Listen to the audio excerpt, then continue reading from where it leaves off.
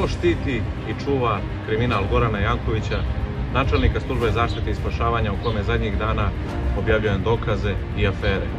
Vjerujte mi, tih afera ima toliko da sam ja tek na početku. Dana 30.8.2020. godine, na dan kad je pao režim Mila Đukanovića, taj čovjek je napravio dvije grube, katastrofalne greške. Jedna na račun budžeta građana, a druga na račun zloupotrebe službenog položaja. Sve one vatrogasce koji su važili za opoziciju, Srbe ili ljude koji su protiv režima Mila Đukanovića, poslao je na obode Podgorice, što bi kod nas rekli u čuke, i tamo su bili 12 sati i zabranio im je faktički da iskoriste svoje biračko pravo.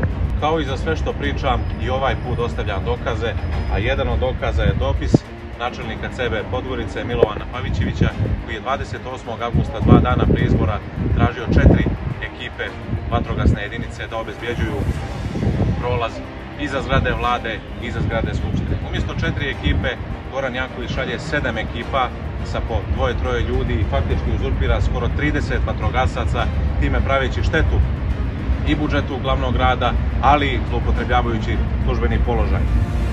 Ovdje je dopis, ovdje su prijave, izlasci vatrogasaca, a ovdje je i krivična prijava koja je podnesena.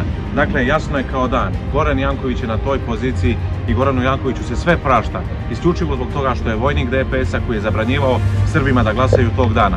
Ipak, i to mu je bilo džaba. I pored tolikih pritisaka, mi smo tada pobjedili. Ali naša pobjeda neće biti potpuna dok takvi kriminalci ne završe iza rešetaka.